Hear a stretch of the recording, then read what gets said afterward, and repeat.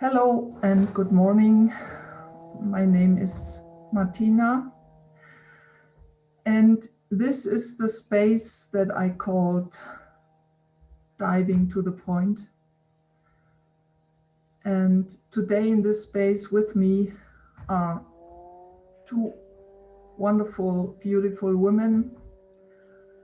And I want to introduce to you Joana Cruz and Vera Franco. Hello. Hello, Martina. Hello, Martina. Vera. Hello, Joana. I want to start with a little experiment, and I want to tell you what it is. I want you to introduce yourself for 1 minute.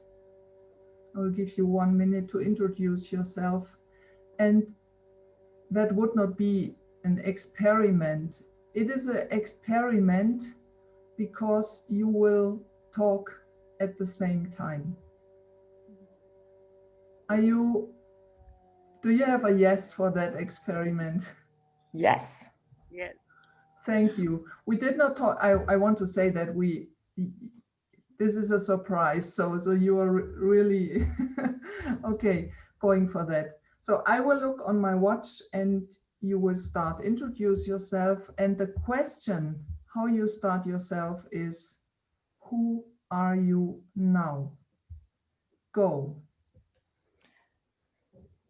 I am a woman who is exploring what is being in a team, in a next culture team, in a next culture sisterhood, and in a group of revolutionary edge workers with all of its more consciousness and more awareness and more intention. Unique singularities and how they all fit in the path of evolution of the world. For us, I'm an experimenter. I am a evolutionary, and I am a team player. In action right now. And also there is so much beauty in the space that can serve not only me, but us and everyone else. Thank you. Thank you for the challenge. Joana and Vera, you created a room together and you called that room Weapons on the Table. Yeah. It is a archetypal room for women, and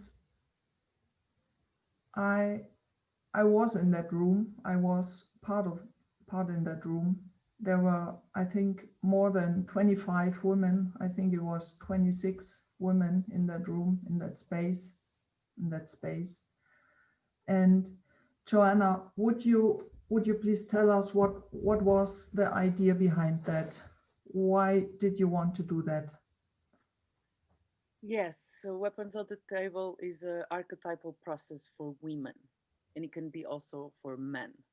In this case, there are women that gather together to put their weapons on the table. So they bring to conscious, we bring to conscious, I brought to conscious in front of what other women what have I been doing uh, in order to live in patriarchy. So we've been building all of these strategies of relating competition, survival strategies that are in between our relationships. Mm. And that's really killing something extraordinary that can happen between all of us. Mm. And especially for me, I've been living in a world of men. I was raised with two brothers. All my friends were mostly men. I was playing football. I was in the nun school, so I had to call those women like sisters. So even the word sister sometimes when I hear it is it's kind of confusing to me. So there's a lot of healing to make. So I am with a group of women. I see men gathering with so much brotherhood. It's so easy for them to just gather, go to nature, make things together. And I don't have that around me so much. Not Mm. at least with the quality of the space that I would like to have. Mm. Not going into drama or talking about other men or just being in a drama space. So for me, this was a huge step for creating something completely different between women. And I was impressed by how many of us just show up and Mm. are willing to do a different culture. Mm. And also with Vera, like our relationship also has been growing in consciousness, awareness, in healing, and this was very special to me to create this together with Vera and Mm. and be in a different speed and really go for something different. Yeah. Mm-hmm. Thank you. Okay, thank you. Yeah. I want to add to Yes. that. Is So, that okay? So for me, I think a lot of women, like what Joana said, and myself too, have a lot of wounds around interacting with women, from mothers, from wounding with our own mothers, with sisters of blood sisters, or girls in school. There's a lot of competition, for attention from men. There's a lot of comparison of physical bodies, of popularity. There's this, when I grew up, and I think a lot of women experience this, there was so much pressure on women to be of a certain way, to dress of a certain way, like so many magazines, so much, you should do this, should do that. And it created, for me, I became more of a tomboy, just like Joana, mostly because it was simpler. Like all I needed to do is play soccer or football, and I'd be in the team. I'd be in a men's team. I just would play the game, and that was it. And the sacrifice for that was that I did not really learn to navigate without all of these woundings about women, which were expressed by, a lot of gossip. Like when I was at school, before even high school, like the boys wouldn't gossip about each other. That was something that the girls would do.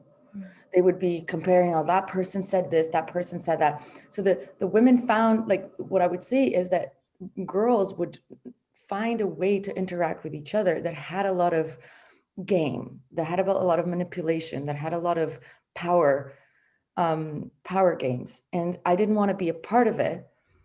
So I withdrew from groups of women all the way until I was in university. And now, as I worked a lot in, evolution of consciousness and upgrading the ways that we look at the world, the ways that we look at ourselves, and the ways that we relate to each other, I see that how much I've been interacting with women has been a product of my wounding, has been a product of the times that I got hurt when or that I've learned to strategize around women. And that was not showing myself, or competing, or withdrawing altogether from being in a space where women were, because I was scared of that competition, because I've been scared of betrayal, because that was what I experienced a lot in my childhood. And so moving forward to, okay, so what could be a next culture? Because this is all product, all of these woundings are product of modern culture, of the mainstream modern culture that puts everyone, men too, men have also a culture of competition, but puts women competing instead of supporting each other, instead of lifting each other up. It puts them in competition, in jealousy, in comparison, and it really destroys, in my opinion, the beauty that could happen if women stood strong together. And so I want to say this in the space because neither Joana or I know how it goes. mm. So one of the beauties of the space, the weapons on the table, was, okay, there's there are strategies that we've been doing. We've all been doing, consciously or unconsciously. One first step to, if we want to create something new, is to admit. And knowing that we don't know how to create next culture or sisterhood, let's say, one of the first step has to be admitting what we have done. So this was basically the starting point of a group of women navigating towards more authenticity, transparency, honesty, and healing. Yeah. Okay. You were talking about those weapons and you were naming some of those weapons, but I still want to ask, what did you have in this space, did you have the experience that there are different weapons that different women use, or is it, are there general weapons that that comes from our culture, from our patriarchal culture that we live in? What are the weapons? What was your experience in the space? What those weapons are? Yeah, there are different weapons, and it's really related to your strategies, to your survival strategies, and we call that our box. It's what is been enabling us to survive, and that's really depending um, on how you had to defend yourself when while growing up, uh, and it's really so for me. I really I understood that I given the space. So what this process creates, and when women just gather with this intention, like you really go deep into the mechanisms of how you are doing something, Mm, and it's really embedded in ourselves. Sometimes it can even come as a surprise, like you wouldn't know that you were doing that, and sometimes you have intuitions or insights about, this is really what was going on for me. you mean that it could be possible that you are wearing a weapon that you are not aware of? Yes, yes, Oh, oh, okay. yeah, yeah. So for example, when Vera said like not showing up and not telling, um so for example, one of my weapons is like, I see something. For example, if we would do this interview right now, Mhm. and then afterwards, if I would have some feedback for you, even if it's, Martina, you're doing great, and I saw that this thing that you did just really worked. This question, just keep going, just do it. Mm, Or even if it's, Martina, this is not working so well, I guess it would be more clear if you make a question like this. So mhm, if I withdraw myself to actually celebrate you, or saying what in my eyes could work for the space to be clear, to be even more beauty and authentic, if I withdraw my knowledge, this is something that I've been doing. So I let shit happen. So mhm, then I learn from you what worked and didn't work, and then I reproduce for myself. But I actually don't say that to you. mm, And I go into my space and I take it as my success thing. Like I did it. Now I know how to do, but I'm not actually going to you and celebrate with you and say what worked, what didn't work. So you keep the same, and I can take the knowledge and I do it myself, for example. mhm, I was not aware so much of all of this, you know? And I was maybe hiding in I'm afraid of saying this, or I'm hiding in fears, in unconscious fears, to not really go there and share myself mhm. with you and or with Vera.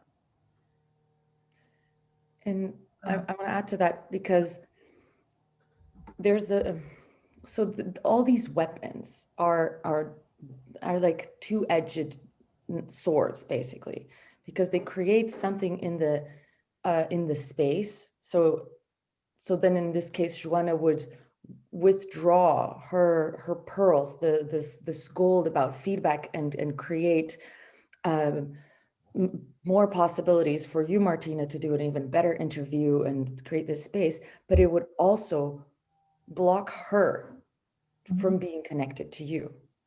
So all of what we realize is that these weapons, they have the defense bit of, oh, I don't want to get hurt, I don't want to be abused, I don't want to I need to protect myself, but it is in such a way that also prevents the self from really fully being in the space. So what we have, instead of the person negotiating intimacy and saying, I'm afraid that this happens between us, how can we work together? It blocks the person's presence. It blocks the user of the weapon. It blocks them from really fully being alive, fully being in the team. And so this is what we've realized, that, I mean, for me, each weapon is very unique to the person, like what Joana said, because it is what I've learned about my own strategies to survive. And there is a bigger context, which is patriarchy. There is a bigger context, which is modern culture, that is designed for us to compete with each other. It's designed for us to create doubt and to blame. And it's because it's modern culture is a game designed to make scarcity, to focus on scarcity. There's not enough love from men, so I have to compete for love from men. There's not enough recognition for a woman's work in this world, in the man's world, so I have to compete with my sisters so that I'm seen as a good worker. So all of these and the memes, the assumptions of patriarchy that and modern culture, that it's not okay to feel. So in a lot of ways, women have had to cut down so many parts of what is femininity, or what could be femininity, because I even think that, like, what is femininity nowadays, right? This is a whole new topic of conversation, but they have to cut so many parts of themselves to fit in a patriarchal world. And so, yes, there are, the weapons are very unique, and this process really made the women realize how, like, what is really the technique, and what is the purpose of the technique, and what is the price they pay for using this technique. And that is a very unique piece. And then when we had a sharing, we realized, wow, I also do this, but in this particular way. I also do this in this particular way, because it's connected to the modern culture's design for competition. Yeah. I was thinking before this interview, I was thinking a lot about competition, and for me, it's not clear what the problem with competition is, because when I see, for example, that when I take the example of a forest with its trees, and the trees, every tree tries to grow and be the first one on the sun. So the tree that has the most leaves in the sun is the one that grows the most, that can be the strongest, that can be perhaps also the healthiest one. On the other side, we know today that a forest is a deep social system, and that, for example, trees can warn each other if there is dangers around, danger like a fire, for example, or bugs. And um, and I don't really have an answer for that question. What's so bad about competition? Because we have that in nature, we have that everywhere. And can you go a little bit more deeper about that? Yeah. Yes, I love your question, and I have a story that might fit that question. That is, it's from Derek Jensen, and I when I was hearing him speak about nature, and when you see in the context of like a lion going hunting, for example, and in our eyes, in maybe our human eyes, he's the king of the forest, and he's like the most competitor predator, and in his eyes he's only going to hunt because of the because he's taking care of the ecosystem. So this is a complete lens on what is happening. So what do you call a tree just going for sun? Is it's her going for sun. And I don't know if I would call that competition, for example. We could use another word. We could use empowerment, for example. Yeah, I have a similar thing, which is, who said first that nature competes with itself? They were basically white men that read what plants did and called it competition. And so what I want to say is that the way that people look at the world, that people look at anything that happens, is a direct reflection of the stories they have about the world. So Sir Francis Bacon, the father of the scientific method, he would see nature as something that needs to be controlled. And so he created this whole, he had this whole perspective that was very much of the time that he lived in, that was, okay, wildness is bad. Chaos is bad. Nature needs to be controlled. And this is called evolution of humanity. So the stories, that's so important, that the stories that we make about anything that we see is really impacts how we live our lives.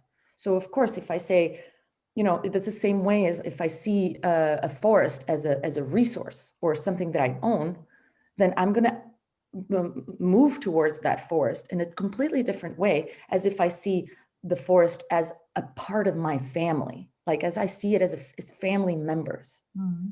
It has totally different results. The forest is still the same, but because I have a different story, the results are different. Mm-hmm. So this is kind of to bring that competition. Usually when people say competition, they mean to kind of be on top. It's like power over.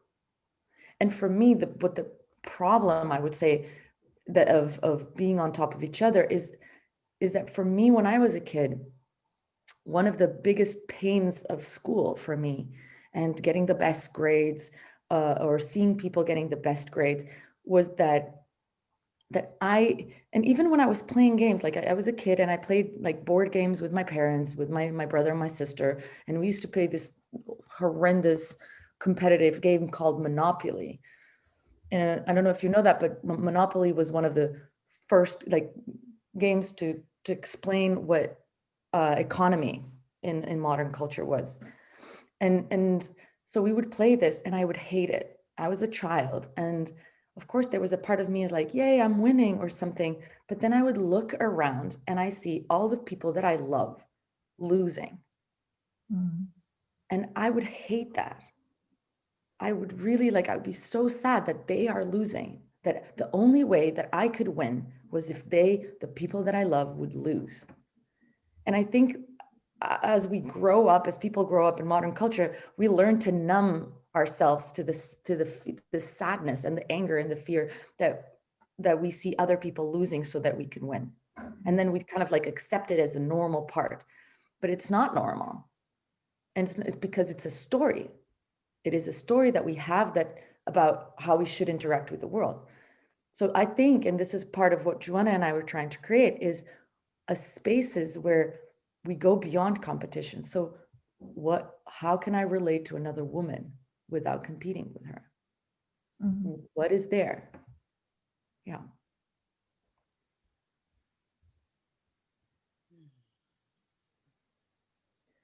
Because, when someone something feels so normal, so not so familiar, which is what Joana was saying about the box. Box is something is the strategies and the behaviors that we deemed so familiar.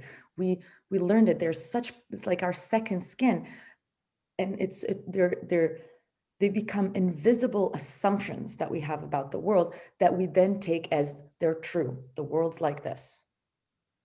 And because they're so invisible to our own eyes, like for untrained attention, people don't usually have a lot of self-observation in the world. So the way that they see, like the glasses that they use to see the world or the box, they don't usually look at their own box. It's really easy to spot someone else's box, but not so easy to spot ours. So it becomes so invisible that we think this is the way it is. Mm-hmm.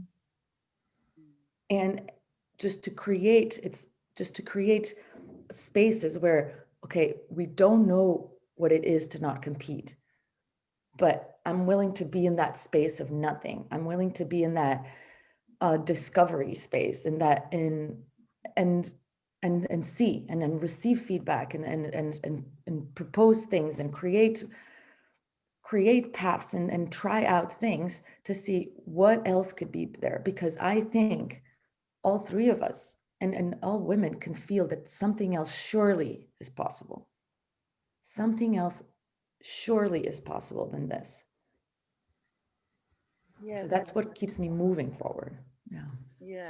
Yeah. And I hear you also, Vera, and I'm remembering, like, when I was young, I was so afraid of having better grades than my friends. So this is playing with also the inferior superior. So it's not only being on top, but if you are willing to see yourself as less, is the same. It's the same side of a strategy. And also, I was hearing you, and there is really something about being doing this has I, I lost what I was saying, and it's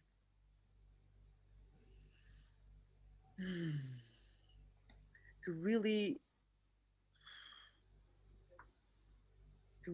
be with the not knowing. I guess it's for me the not knowing, because to be in spaces, yeah, it came again, to be in space. I hear women, like, they gather in circles and they do ceremonies and they do rituals. So this is now the one layer of us meeting. And sometimes I hear people say to me, I go to those spaces and I'm bored because there's no dangerousness. And it's kind of, and the space, we could dance together, we can play together, we can build things, beautiful things together. But if we are not talking about dangerous stuff, what's in feeling the pain of what am I really doing to my equal, no, what am I doing to people of my own sex, or even to men, because this is all the same pain and feeling it. So I really appreciate dancing. I really appreciate to be together and have a good laugh and watch movies together. But it's not the same if I'm in the space where I'm already feeling the fear of being in the space.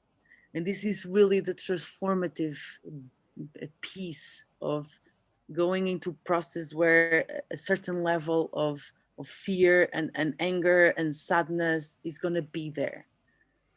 So your box and your strategy are already going into liquid and melting. So it's really going, and you can bring this to any space. You can bring your own questions. You can bring your own, what you see that you don't understand. Then it's really how to make different questions to people and be interested and be connected still. And this is also skills of practice. So it's really Okay, now Joanna. Yeah. Frozen in my, oh, now you're back. Okay. Mm-hmm. Yes. Okay, yeah. We heard It's you. really to practice the skills. Mm. And to balance the love and the dangerousness of being. There's so when women just ask me this, how many women, like, friends you have that are more powerful than you?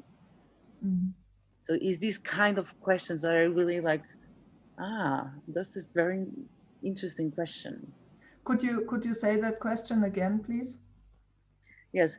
How many female women and friends do you have that are more powerful than you? Oh, okay. For example, and to sit with that.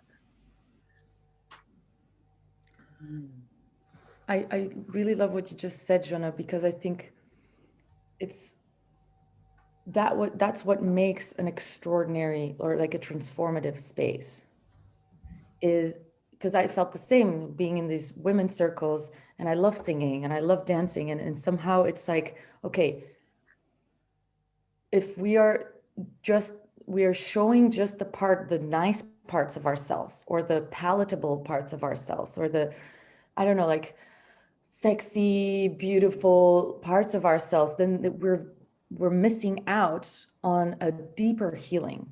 Like women are missing out on a deeper healing if they don't go to their shadow, if they don't go to the edge of what can we create beyond what we already know. And so, because I'm interested in creating new cultures. And so if I'm interested in creating something, a space where women can fully explore and create something that is not coming from their wounding, that is not coming from their survival patterns, then we need to have spaces where we can practice, we can be really vulnerable with each other. And to be vulnerable, we need to have certain commitments to being in that space of nothing, of not knowing how it goes. Of okay, I have it, of basically also slowing down, not filling so much the space, and speaking, and really, yeah, it's about like honest, being like radically honest and transparent, and really be in the hands of other women to tell you what they see in you, to tell you what they see in you, to tell you what how they experience you in the space. And so to create a certain kind of feedback culture that goes even beyond the point. It's not about pointing out the things that are wrong. It's about invoking the other parts of the women in, about saying, hey, we miss you. We miss this part of you. We miss that dangerous, wild, free-spirited woman in this space. Won't you come out to play with us? Yeah, that's a very big point for me, because as I said, I was in this space and we were talking about things that happened that we did out of ideas of competition, and in the end there was a lot big bunch of sadness in the space. It was so much sadness in the space, and there were many women that said, I did this and that and that, and I don't want to do it anymore. And this sentence, I don't want to do it anymore, made me feel some rage. I got angry when I heard that, and I did not. I was thinking about it later. Why was I so angry when I heard this sentence? I don't want to do that anymore. And I think because I also thought that I had a story with a good friend. She's also in the trainer path, and she was not in that space, but we talked about that competition situation some days before, and it was very good to lay that shit on the table, just to talk about it, just to name it, and to say, hey, I was trying to be the first one on the race, I was trying to let you behind, and that's it, and I just want to say that. And to say the sentence, I don't want to do it anymore, for me, it seems to be, it's coming out of sadness, but at the same time, it's bullshit. For me, it's bullshit to say, and I don't want to do that anymore. That's like, it's like saying, okay, now is the 31st of December, tomorrow will be the 1st of January, I will stop smoking. I will eat less chocolate. And that's like saying, I don't want to do that anymore. What do you think about that? Well, I think you're onto something. So yes, I think it's important to say, to feel the pain. So the pain of what you're creating can be a powerful motivator for you to stop doing something that you don't want to do anymore. So one of the first steps is to see what am I doing with this weapon? What am I creating with this weapon, and what is the cost? And if I can't feel the pain of the cost, then saying I want to change is going to just be I should change to be a good person. It doesn't come from an authentic place. So for me, the first one, and that it does come from the sadness, it's like, wow, I don't want to do this anymore. But then I think one thing is saying what we don't want, and another thing is not doing it. And the not doing it is a practice that does, yes, start with a decision of I'm not doing this anymore. It comes with a village or a community of people to help you, to give you feedback or to help you, give you possibilities or practices so that you don't do this anymore. And because if you don't do something anymore, you have to do something else, because it's really difficult to just stop doing something.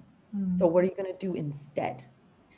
And for that research, what am I going to do instead of competing right now? What am I going to do instead of withdrawing myself from the space? You need a group of people. And for that, you need anger. Because anger is that force that will take you there. Why do you need a group of people? Why do you think? Yeah, because well, first, the wound is in community. The wounding and the strategy happens in community, so the healing needs to happen in community too. And second, because if you do it by yourself, there's a lot more ways to not be accountable, to not take accountability and responsibility. When you make a commitment to other people, say, hey, can you be on my team so that I don't compete with Joana? What am I doing? Can you look at me talking with her in this conversation and tell me all of the ways that I'm still competing with Joana? And then I have someone on my team that is about helping me to not create this. This will happen much faster as if I'm trying to do it by myself. And it's again creating community and healing also with the person that I'm asking for support. Joana, do you want to say anything about it? Yeah, this is really getting out of the lonely wolf healing thing. There's also just people think that their disease is theirs, so there's kind of a romantic kind of way of dealing with your problems. And what I've been experiencing also with possibility management, mainly in this Joana, could you say more about what you just said about the romantic way that people think that their problems is theirs? I think I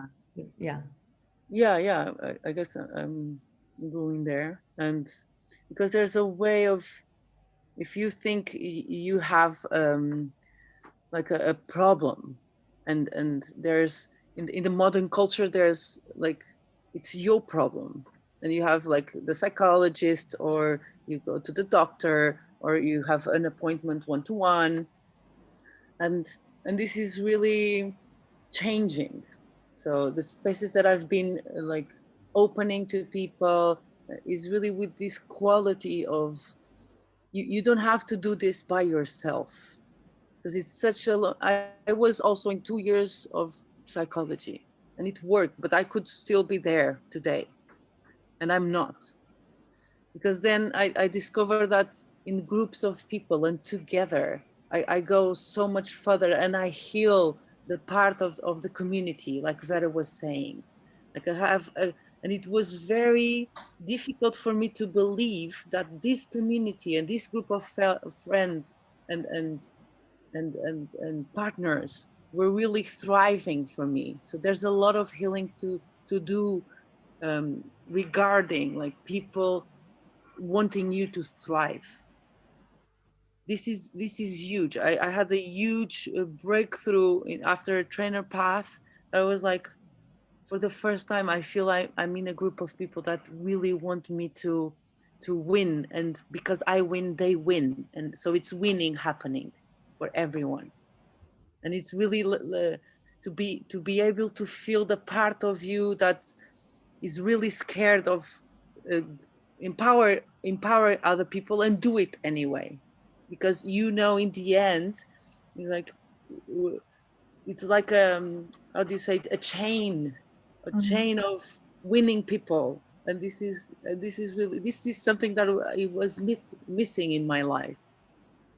And this is really the healing, and the community is healing itself.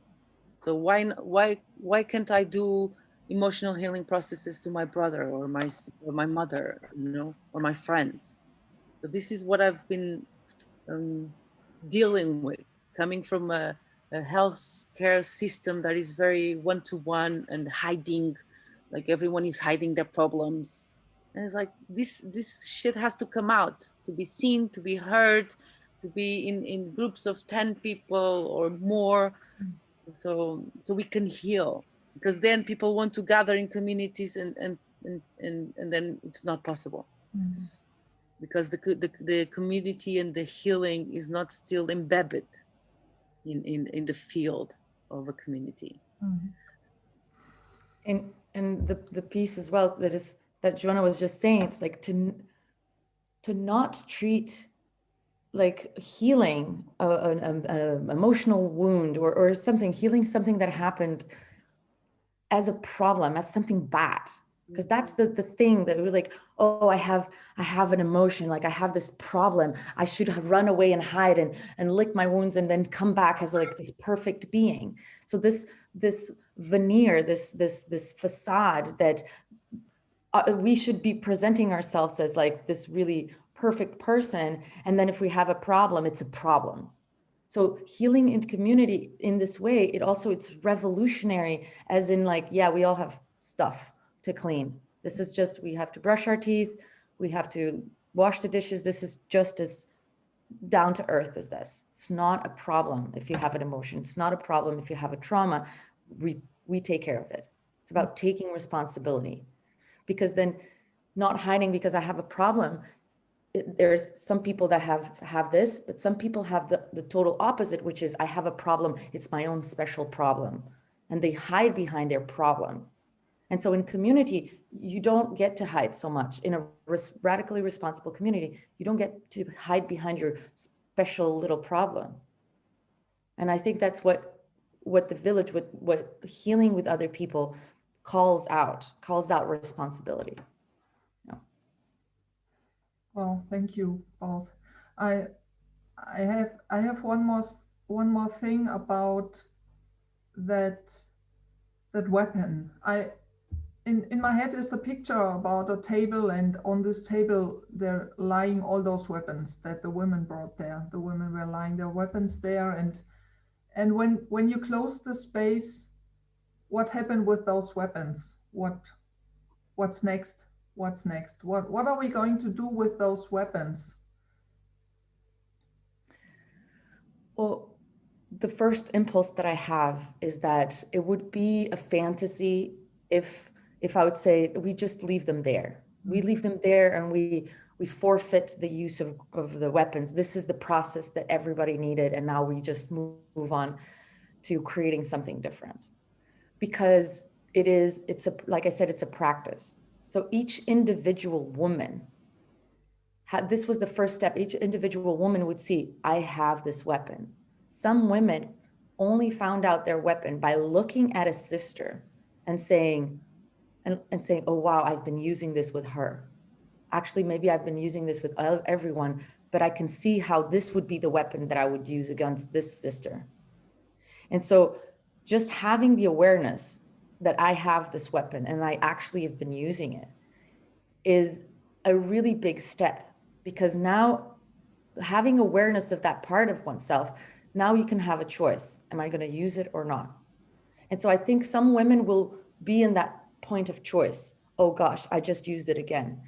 And feel the invitation is to feel the pain of the cost. Because I don't want to tell any woman to stop protecting themselves, to stop using this weapon. It needs to be her own free choice.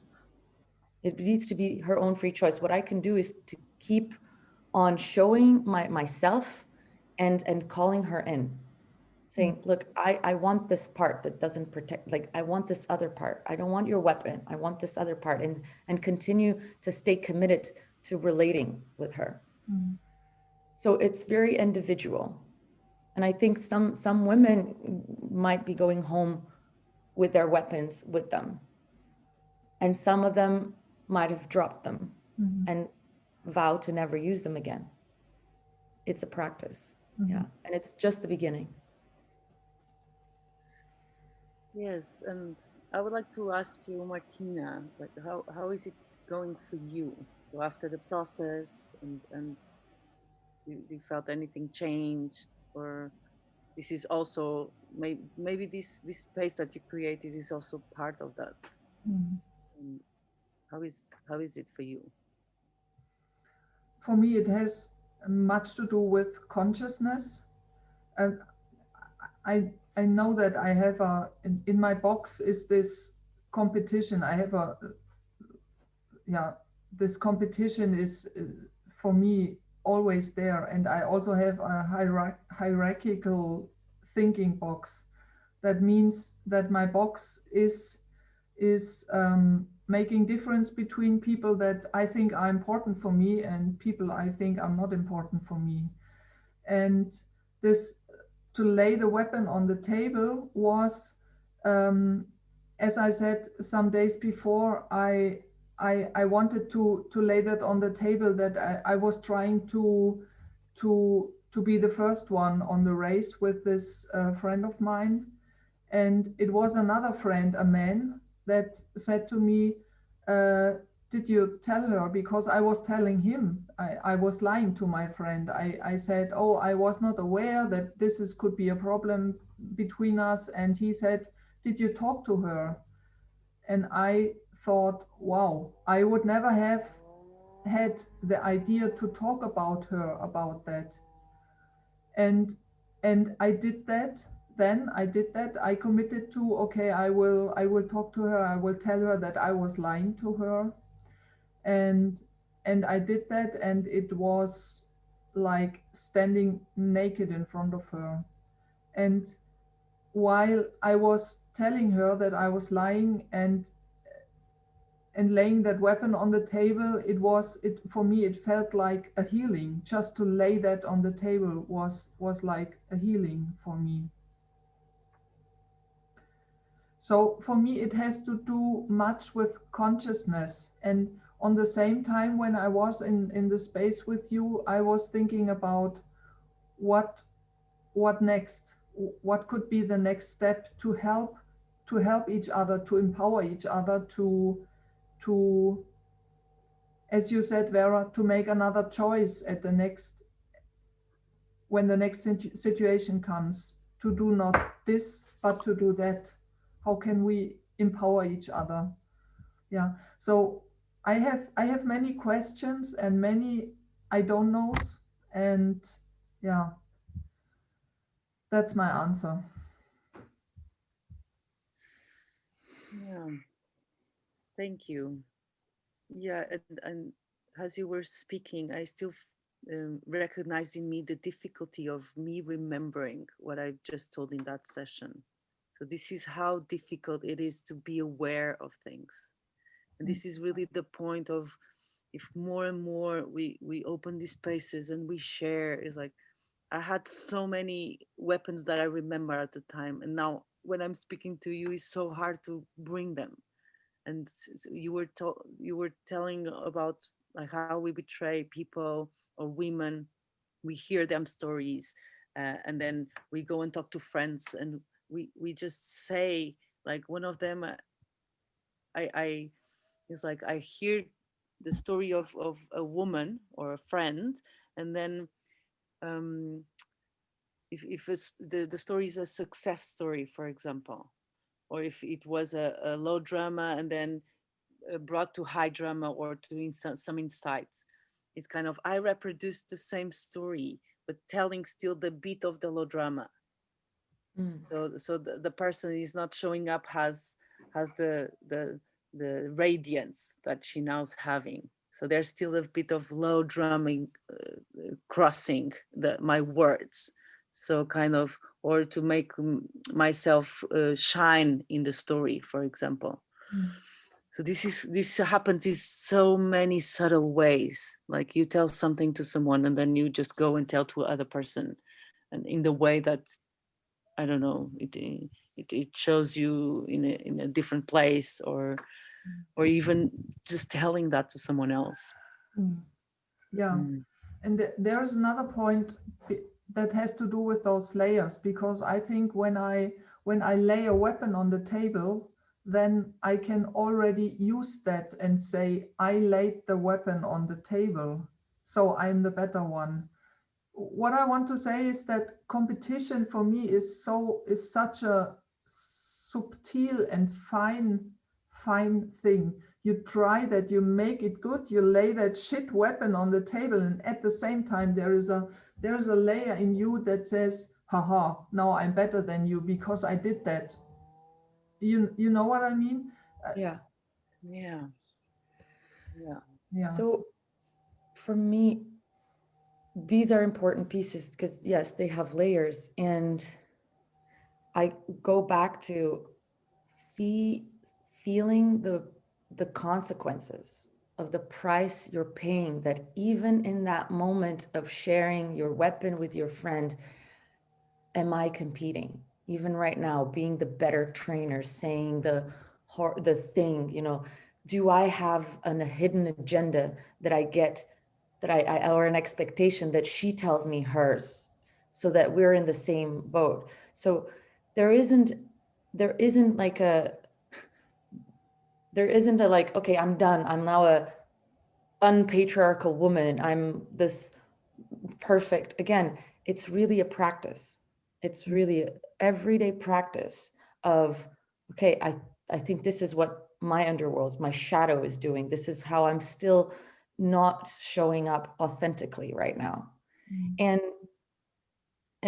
as it's a lifetime practice, there's no goal. There is no goal, I think. There's just jewels on the other side.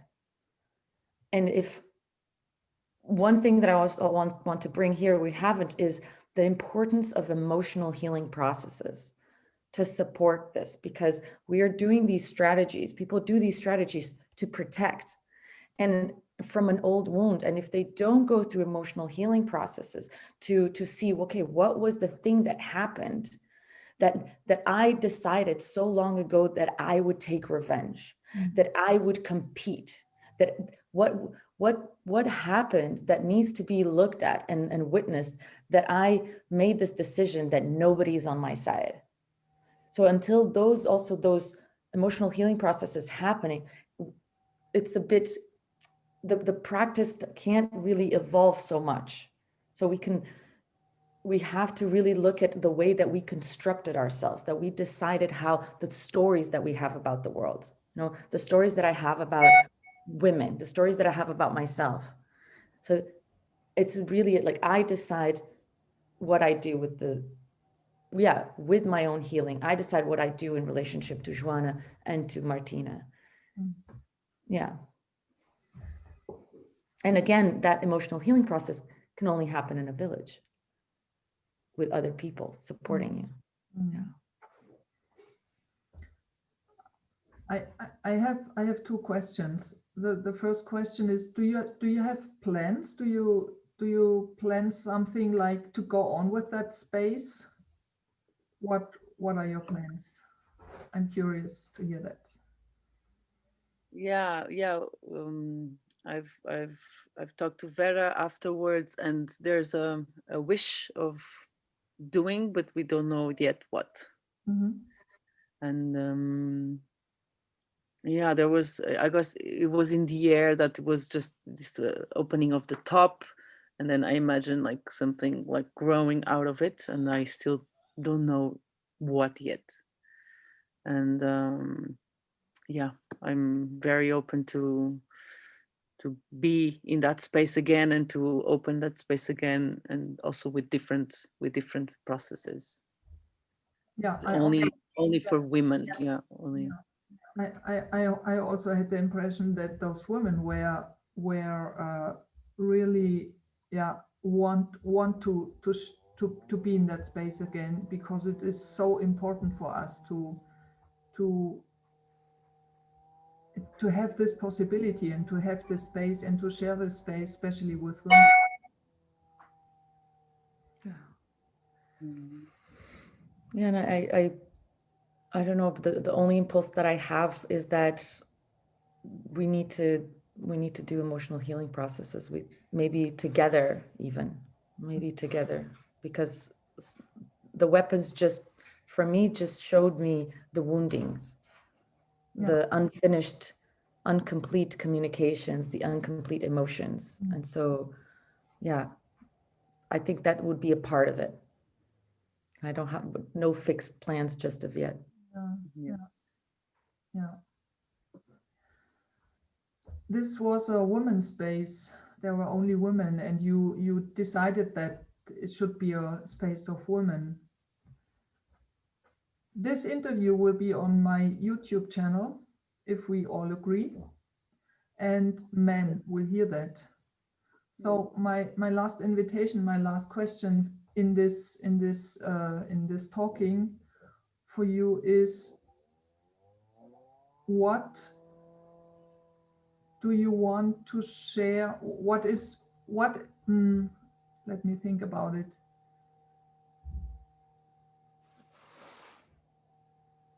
What, as a woman, is important for you to share with men about this?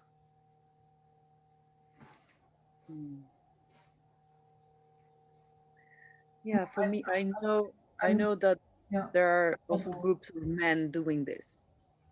So in the trainer path, a group of men just gather and they did the same process between men. And it was also weapons on the table, and they would share the same tools and the same process, how they are competing with each other. And for me, it's really also, yeah, you're not alone. You're not alone, and there are groups of men and groups of mixed men and women just going for really initiations, an initiation for something different from child to adult, also to be with the pain of just not being like living your authentic being. And yeah, for me, it's possible. It's I would like to say that it's possible to something else is possible. And yeah, if you want more information or different experiments or different spaces, if you want to know more about who can you talk to, like adult men initiated, so you can talk to us. And it's really it's not about separating. I hear sometimes men say, like, we gather and then they gather, and there's a lot of mistrust on what's happening, and that doesn't have to be like that. So really follow your impulse. If you feel there's something else that you would like to experience, like, there are people already doing that, so just go and share what you need. Yeah, and for me, it would be, I mean, in a way, part of me, it's not about men. For me, like, weapons on the table in the women's process is about women. And it's in a world that is so focused around the masculine. I almost want to say, I don't want to say anything to the men. This is not about the men. This is about women. And if I also want to say to the men that there's a part of you that is being sacrificed. There is a big part of you that is being sacrificed so that you can survive in patriarchy. And if you can touch in and connect with other men about what is this part that you are sacrificing to live in patriarchy and feel the pain of it, that will be your gateway. to creating another culture for men, another culture for human beings. Yeah. Thank you. Yeah. Thank you, Martina. Yes. Thank you, Joana and Vera, for sharing the space with me. And yeah, I'm very glad. And I'm looking forward to be in this space with you again. Yeah. Yeah, I will accept the invitation again. Cool. I will close this space now and say goodbye. Bye. Goodbye. Thank you.